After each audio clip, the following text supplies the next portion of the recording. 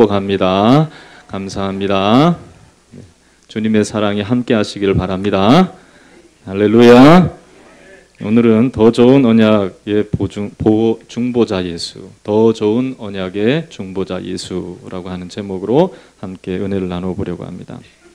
여러분, 주로 물건을 구입하실 때 어떻게 구입하십니까? 직거래 장터를 가십니까? 아니면은 그냥 가게에 가서 사십니까? 특별한 행사나 또 기회가 있지 않고는 직거래, 즉 산지에서 직접 공수받아서 물건을 사거나 또 거래를 하는 기회가 그렇게 많지는 않을 것입니다.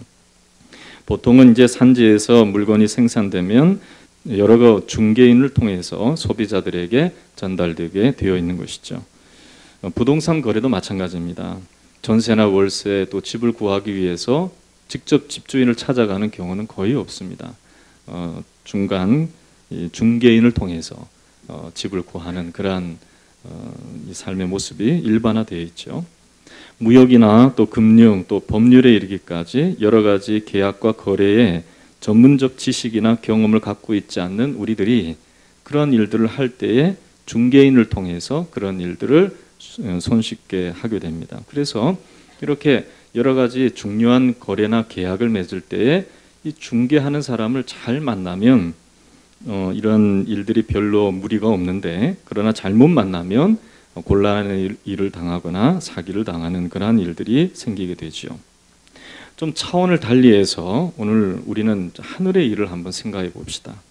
하나님이 우리에게 약속의 말씀을 주시고 또 하나님의 은혜를 주시고 또 천국을 약속하시는 이 약속을 우리가 받을 때에 우리가 하나님에 대한 확실한 지식도 없고 약속의 말씀에 대한 확실한 지식도 없을 때 우리가 우리를 대변하고 우리를 중매해줄, 중보해줄 중개인이 있지 않으면 우리가 하나님을 어떻게 만날 수 있겠느냐 하는 것입니다. 오늘 본문의 말씀은 이러한 우리의 대변인이 되어주고 또 우리를 중매해줄 자가 있다는 것을 우리에게 분명히 말씀하고 있죠. 그래서 오늘 읽은 우리 6절에 있는 말씀에 보면, 그러나 이제 그는 더 아름다운 직분을 얻으셨으니 그는 더 좋은 약속으로 세우신 더 좋은 언약의 중보자시니라. 미디에이터라고 하는 중보자, 중개인이시다. 이렇게 말씀하고 있습니다. 한번 따라해 볼까요? 예수님은 더 좋은 언약에, 더 좋은 약속에, 우리의 표현으로 하자면 더 좋은 하나님과 우리 사이의 계약이에요. 계약. 그 계약에 더 좋은 중보자, 미디에이터, 그리고 중개인이 되셨다는 것입니다. 그래서 우리의 중보자는 모세나 또 선지자나 또 천사와 같은 영물이 아니라 예수님이시다. 예수님이 우리의 중보자시다 하는 것을 강조하고 있습니다. 보통 우리가 예배드리거나 또 하나님의 약속을 받거나 축복을 간절히 간구할 때 우리는 직접 하나님과 대화하고 직접 하나님께 나아가는 것으로 생각합니다. 결과적으로는 그렇습니다. 결과적으로는 예수님 때문에 그렇지만, 그러나 원칙적으로는 아니라는 거예요. 원칙적으로는 하나님은 자신의 백성들이라 할지라도 자신에게 직접 나오는 것을 금기시했습니다. 나오지 말라 그랬습니다. 출애굽기 19장 20절에서 21절의 말씀을 보면 이스라엘 백성들에게 이렇게 말씀했습니다. 여호와께서 모세에게 이르시되 내려가서 백성들을 경고하라. 백성이 듣고 백성이 밀고 들어와 나 여호와께로 와서 보려고 하다가 많이 죽을까 하노라. 또 여호와께서 여호와에게 가까이 하는 제사장들에게 그 몸을 성결히 하라. 나 여호와가 그들을 칠까 하노라. 그렇게 말씀했습니다. 그러니까 일반 백성을 비롯해서 제사장까지 다 하나님 앞에 나올 때에 이들은 막 그냥 호기심으로 직접 그냥 아무렇지도 않게끔 나오도록 하지 않으셨다는 것입니다. 하나님 모세를 통해서 말씀하시고 모세를 통해서 하나님과 하나님 택한 백성들 간의 언약 안에, 약속 안에 하나님 앞에 나아갈 수 있는 길을 내어주신 것뿐이지 하나님 앞에 직접 나아갈 수 있는 길은 없었다는 것입니다. 그렇다면 우리가 성경 말씀을 통해서 읽을 때 이사야 말씀에 돈 없는 자도 오라, 또 와서 포도주와 젖을 사라라고 하는 이러한 부르심이나 또 예레미야를 통해서 전심으로 나를 찾고 찾으면 나를 만나리라, 이 말씀을 여러분 기억하시죠? 근데 그런 말씀은 무슨 말씀이냐 하는 것이죠. 이것도 하나님께서 그저 무조건 만나 주신다는 것이 아닙니다. 하나님의 언약 안의 부르심이라는 것입니다. 하나님께서 죄를 사하시고 이들을 정결케 하시고 난 이후에 교제하기를 원하시는 하나님의 약속 안으로 들어오라는 것이지, 아무렇게나 그냥 아무런 모습으로 하나님께 나오라는 것은 아니라는 것입니다. 예수님께서도 마태복음 22장의 말씀을 통해서 천국 비유를 통해서 하나님께서 부르신 자들이 있다는 것이죠. 하나님께서 부르신 자들은 어떻게 나아가야 되느냐, 그 임금의 아들의 혼인잔치의 비유를 통해서 말씀하셨는데요. 이 잔치에 올 때 하객들을 부를 때에 초청한 사람들이 다 오지 않았어요. 핑계하고 오지 않았어요. 그래서 그들을 그냥 제쳐두고 이제는 사거리에 나가서 아무나 불러서 잔치에 청하였지만은, 그러나 그 자리에 있을 때에, 그래서 사람들이 많이 있었지만 그 자리에 있는 사람 중에서도 예복을 입지 않는 자는 쫓아내셨다.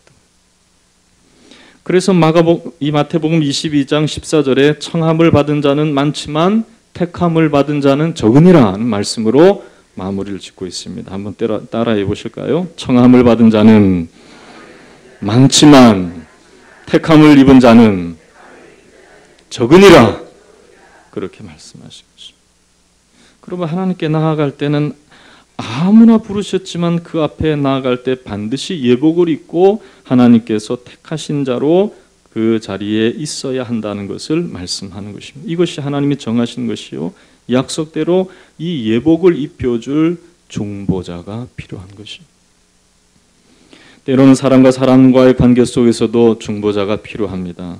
여러분, 사울 왕이 다윗을 죽이려고 할 때에 그를 잘, 사울의 심기를 잘 전달해 준 사람이 누구입니까? 다윗의 친구 요나단이었죠. 요나단이 없었으면은 이 다윗은 사울의 이 시기 질투에 철퇴에 맞아서 죽을 뻔했습니다. 아니, 죽었을 것입니다. 그러나 이러한 중보의 역할을 잘 감당했던 요나단 때문에 사울의 심중의 상태를 정확하게 깨닫고 도망다니기 시작했죠. 그리고 결국은 이스라엘의 왕으로 하나님께서 세우신 대로 그가 왕이 되는 길을 걷게 되었습니다. 뿐만 아니라 신약의 말씀을 보면 이 사도 바울도 마찬가지입니다. 그는 예수 믿는 사람들을 잡아서 옥에 가두던 사람이에요. 다메섹 도상에서 예수님을 만나서 극적으로 회심해서 예수를 믿고 이제 예수 그리스도 안에서 하나님을 섬기기로 결단했지만 그를 알아줄 사람이 아무도 없었습니다. 그러나 바나바라고 하는 사람이 그를 예루살렘 장로들과 또 사도들과 중개해 주는 자가 되었습니다.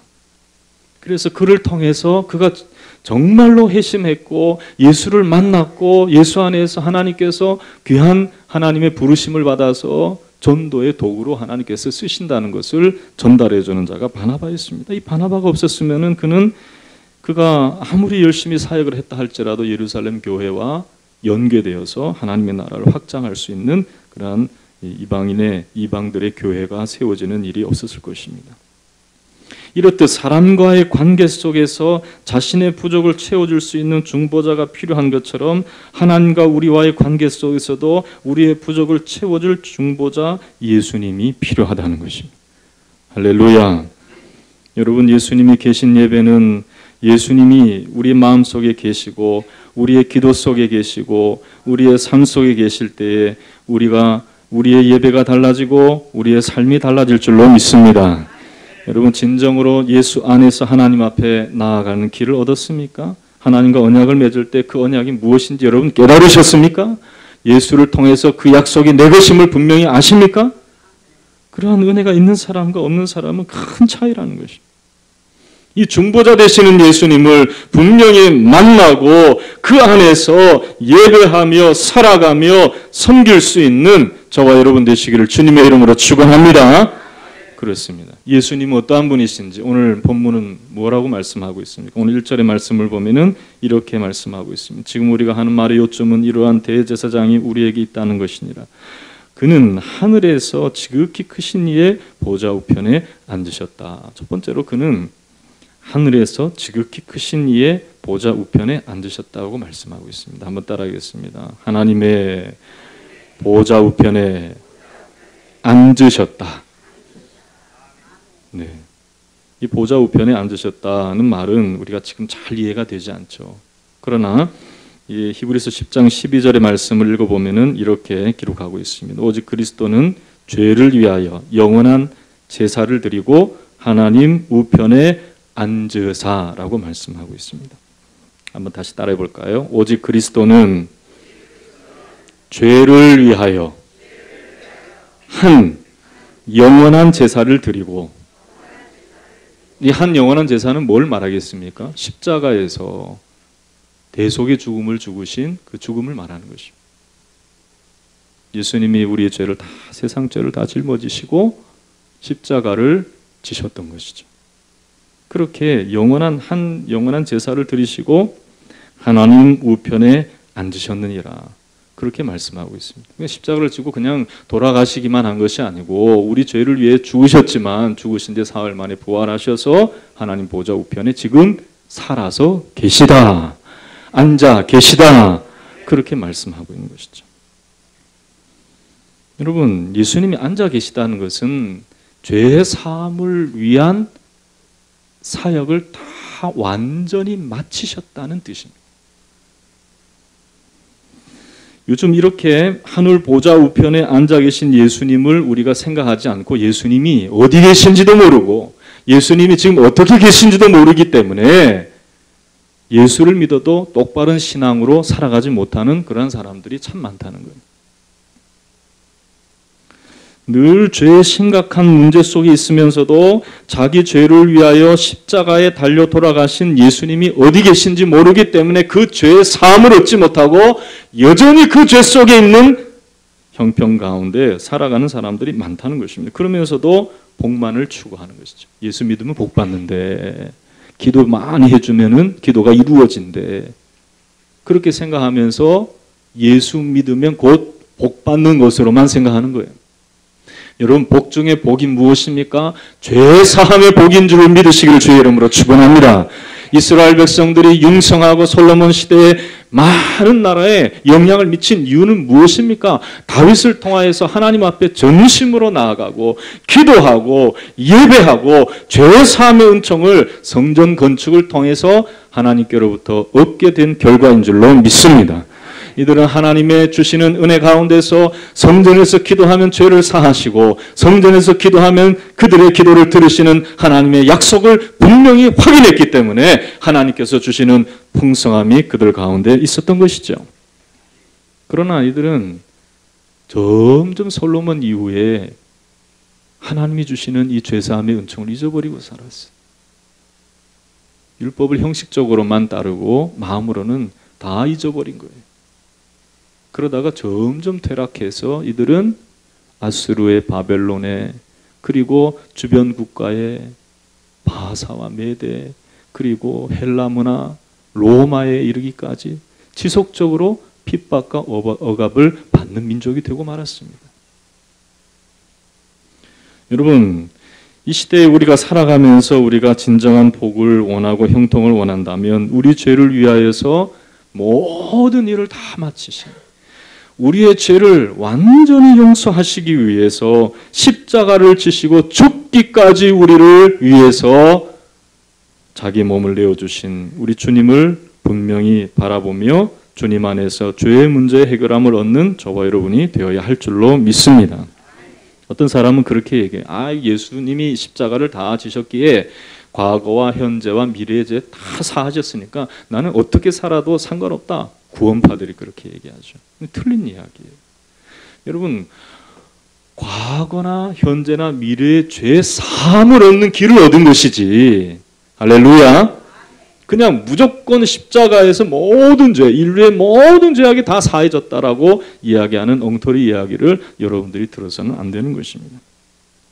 여러분, 예수 그리스도 안에서 씻기지 못할 죄가 없고 용서받지 못할 죄가 없는 것은 예수님께서 용서받을 수 있는 길을 십자가를 통해 내어주신 결과라는 것을 분명히 확신할 수 있기를 주의 이름으로 축원합니다. 할렐루야. 그러니까 주님을 우리가 모셔드려야 돼요. 항상 십자가 앞에서 용서함을 받는 길을 얻어서 그 앞에 내 마음을 고백하며 주님께 나아갈 수 있는 그러한 마음을 얻어야 되는 것이죠. 여러분, 율법은 이스라엘 백성들에게 주어진 것입니다. 그래서 매번마다 황소와 염소의 피로 제사를 드려서 자기의 죄를 사함받았습니다. 그러나 바울은 로마서 8장에서 이렇게 외치고 있습니다. 여러분 잘 한번 들어보세요. 그러므로 이제 그리스도 예수 안에 있는 자에게는 결코 정죄함이 없나니 이는 그리스도 예수 안에 있는 생명의 성령의 법이 죄와 사망의 법에서 너를 해방하였습니다. 할렐루야. 그러니까 예수 안에 있을 때에 우리의 죄가 다 해방함을 얻었다는 거예요. 더 이상 우리가 황소와 염소의 피로 하나님께 나아갈 필요가 없는 거예요. 예수님께서 그 죄를 다 사시기 위해 십자가에 피 흘려주셨기 때문에, 우리를 대신하여 죽어주셨기 때문에 이 죄 사함의 길을 주님께로부터 얻었다는 것을 분명히 확신한다면 지금 우리는 하늘 보좌 우편에 계신 예수님을 분명히 믿음의 눈으로 바라보면서 주여 내 죄를 사해 주셨음을 믿습니다. 주님께 내 영혼을 의탁합니다. 내가 주님 안에 있기를 원합니다. 주님 안에서 살아가기를 원합니다. 고백하며 살아가는 것이죠. 그래서 사도 바울은 로마서 8장에서 지속적으로 이렇게 얘기합니다. 율법이 육신으로 말미암아 연약하여 할 수 없는 그것을 하나님은 하시나니 곧 죄로 말미암아 자기의 아들을 죄 있는 육신의 모양으로 보내요 육신의 죄를 정하사 육신을 따르지 않고 따라합시다. 영을 따라 행하는 우리에게 율법의 요구가 이루어지게 하려 함이니라. 할렐루야. 그러니까 예수님을 따라가 마음으로 주님을 모셔드리고 살아가는 이 삶이야말로 율법의 모든 요구를 이룬 것이다. 율법의 황소와 염소의 그런 피로 죄사함을 얻는 것이 아니라 이제는 예수 그리스도를 모시고 살아가는 우리들이 우리의 마음속에 그 어떤 죄가 발견된다 할지라도 그것을 주님께 고백하면 즉시로 하나님께서 용서해 주시는 그 길을 예수님께서 내어주셨다는 것입니다. 할렐루야. 그렇습니다. 그러므로 우리가 예수님이 지금 하늘 보좌 우편에 앉아 계시다는 것을 분명히 안다면 살아계신 주님 앞에 지금도 말하듯이 고백할 수 있는 것. 나는 이러한 연약함이 있습니다. 이러한 부족함이 있습니다. 주여 내 죄를 사해 주실 줄로 믿습니다. 그러는 것이죠. 그러나 사단은 지금도 머뭇거리게 합니다. 아예 또 죄의식 없이 그저 하나님이 주시는 축복으로 모든 것을 다 가려버리려고 합니다. 돈 많은 사람들은 돈으로 자기 죄를 가리려고 그래요. 권력 있는 사람은 권력으로 자기 죄를 가리려고 그래요.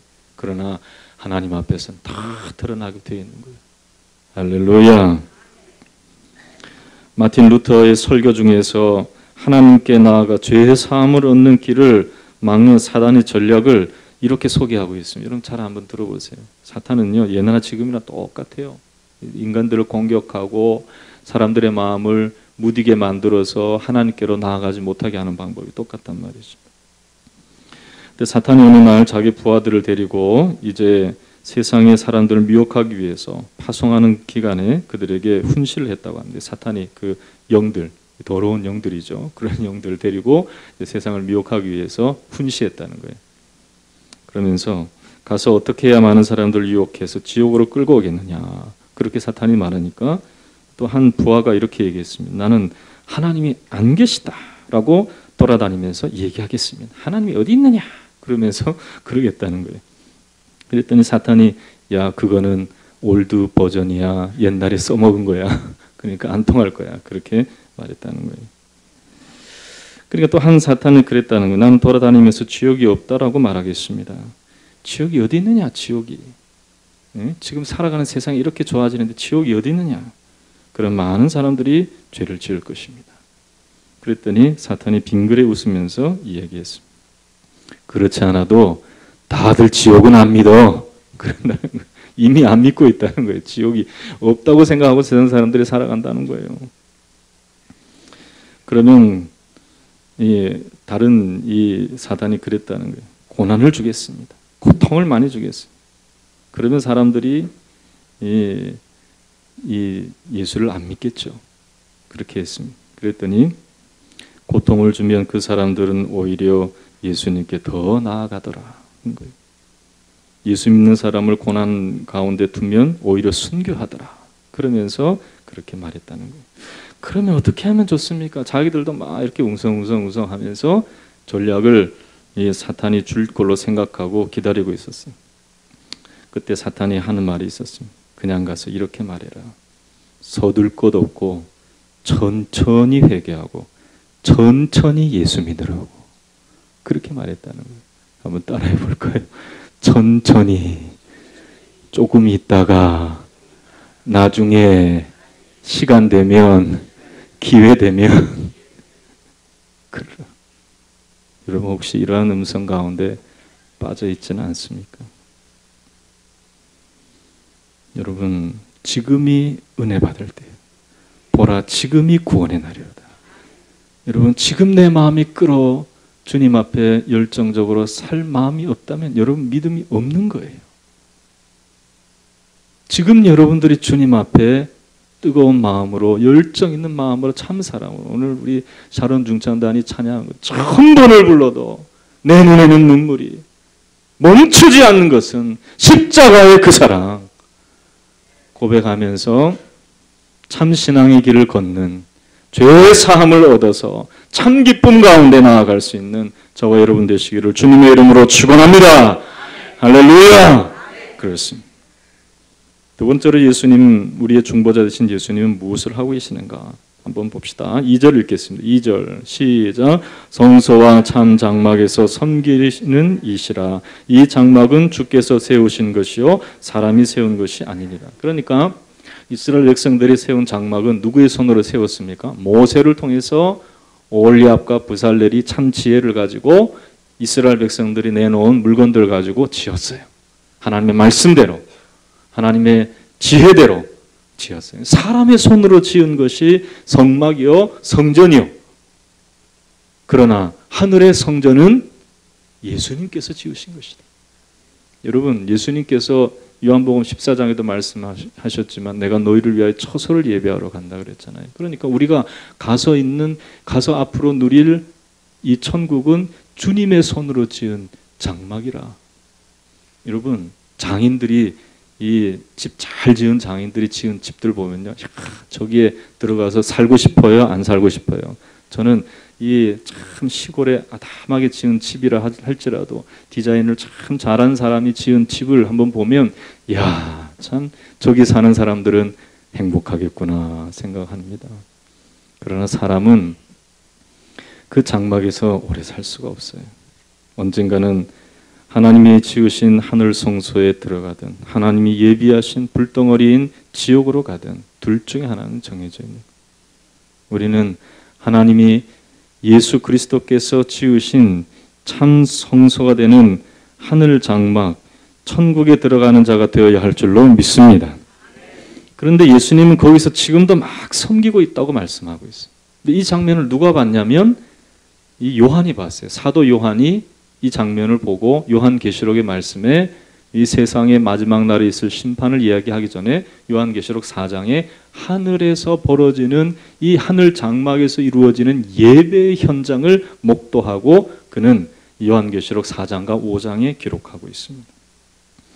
거기에 말씀을 보면 이렇게 기록되어 있습니다. 거기 말씀을 보면 하나님의 영광스러운 보좌가 있고 그 앞에 펼쳐진 수정 같은 유리바다가 있었습니다.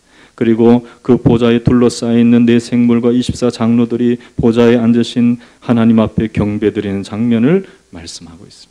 그때 4장 9절에서 11절의 말씀을 보면 그 생물들이 보좌에 앉으사 세세토록 살아계시는 이에게 영광과 존귀와 감사를 돌릴 때에 24장로들이 보좌에 앉으신 이 앞에 엎드려 세세토록 살아계신 이에게 경배하고 자기의 관을 보좌 앞에 드리며 이르되 우리 주 하나님이여 영광과 존귀와 권능을 받으시는 것이 합당하오니 주께서 만물을 지으신지라 만물이 주의 뜻대로 있었고 또 지으심을 받았나이다.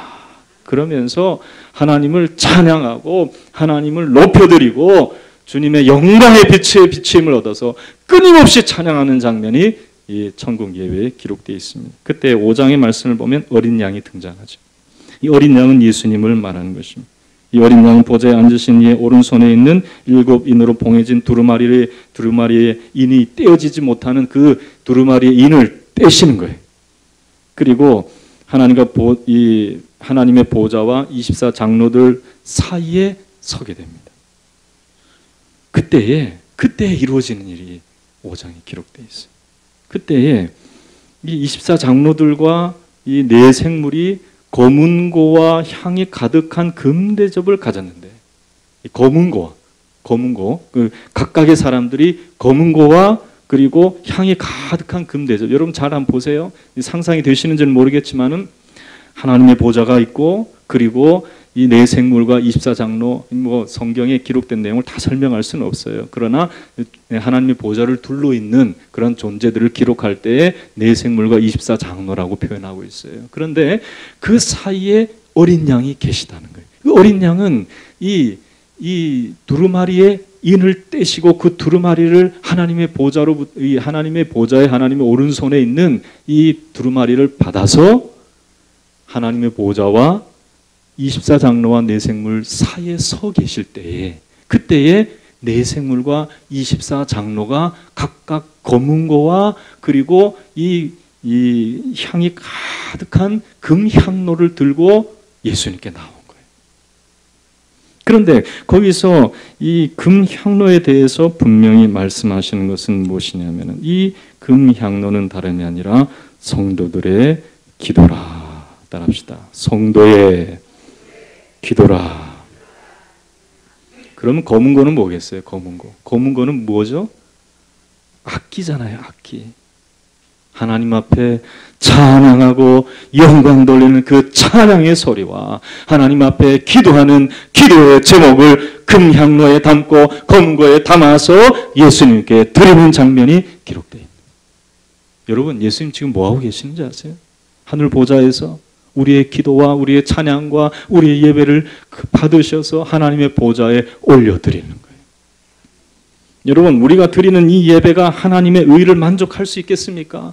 우리가 드리는 예배가 하나님 앞에 기쁨이 될 수 있는 그런 완전함과 완벽함이 있겠습니까? 그러나 이런 연약함이 있어 사실은 우리 하나님 앞에 이 세상에 있는 진귀한 것들, 그 멋있는 음악들, 멋있는 장면을 다 해서 하나님 앞에 드려도 하나님은 만족하지 않으신 하나님.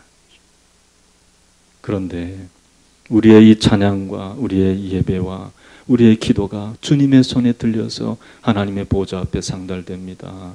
그때 하나님은 누구를 보고 만족하시죠? 예수님 보시고. 그래서 예수님은 중보하시는 거예요. 하나님 아버지, 지금 세상에서 이렇게 어렵게 살다가 지금 예배에 나왔습니다. 하나님 아버지, 이 사람의 예배를 받아주실 줄로 믿습니다. 내 이름 의지하고 지금 이 자리에 나와 앉아 있습니다. 하나님 받아주실 줄로 믿습니다. 하나님 아버지, 이의 기도를 들으시지요. 지금 표현할 줄 몰라서 하나님 앞에 이렇게밖에 기도는 못하지만 하나님, 이의 마음 속에, 이의 삶 속에 필요한 거 하나님 다 아시지요. 주님께서 믿음으로 구한 것 다 주시기로 약속하시지 않으셨어요? 내 이름으로 구하는 것 주님 다 주시기로 약속하지 않으셨어요? 하나님 주실 줄로 믿습니다. 아버지 주시지요. 더 좋은 곳으로 주시지요. 그러한 우리의 중보자로서의 역할을 지금 하나님께서 하늘 성소를 섬기시는 이로 감당하고 있다는 거예요. 여러분, 이러한 은혜 가운데 우리가 있음을 분명히 기억할 수 있기를 주님의 이름으로 축원합니다. 오늘 3절에도 대제사장마다 예물과 제사 드림을 위하여 세운 자니 그러므로 그도 무엇인가 드릴 것이 있어야 할지니라. 하나님 앞에 우리의 삶을 드리는 거예요. 예수님께서 대제사장으로서, 하늘 성소의 대제사장으로서 우리를 하나님 앞에 드리시는 거예요. 우리의 찬양을 하나님 앞에 드리는 거예요. 우리의 기도를 하나님 앞에 드리는 거예요. 할렐루야. 여러분, 이 주님, 우리의 좋은 중보자, 우리를 위해서 고난당하신 예수님, 그 예수님이 지금 하늘 보좌에서 이렇게 우리를 위하여 수고하고 계심을 믿고 주님을 힘입어 하나님 앞에 나아가는 우리가 되어야 할 줄로 믿습니다. 여러분 7절 이후의 말씀은 이스라엘 백성들이 이러한 진정한 중보자를 만나지 못하여 연약하여서 하나님 앞에서 온전치 못하였다는 것을 말씀하고 있습니다.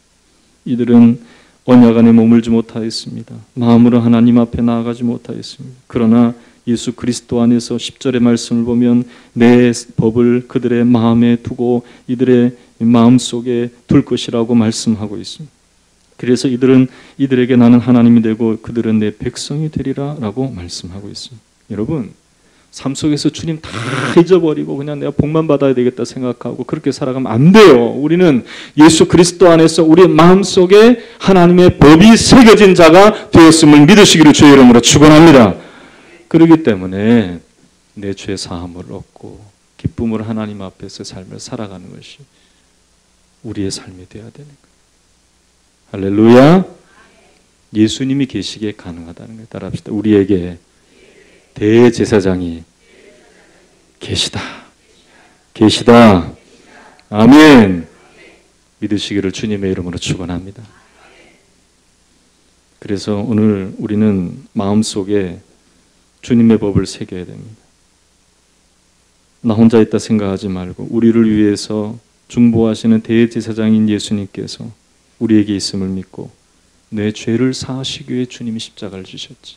이토록 나를 사랑하셨지. 그리고 그 사랑을 나타낼 수 있도록 지금도 나를 도와주시고 내 삶을 예배로 받기 위해서 또 내가 살아갈 때 부족한 것들을 주님께서 채워주시기 위해서 우리 기도를 들으시기 위해서 지금도 일하고 계시지. 우리 주님 어디 계시다고요? 하나님의 보좌 우편에. 우리를 위하여 지금도 무엇하고 계시다고요? 중보하고 계시다.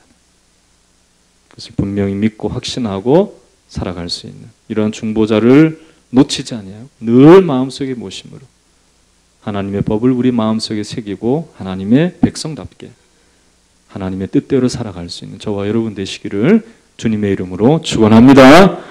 할렐루야.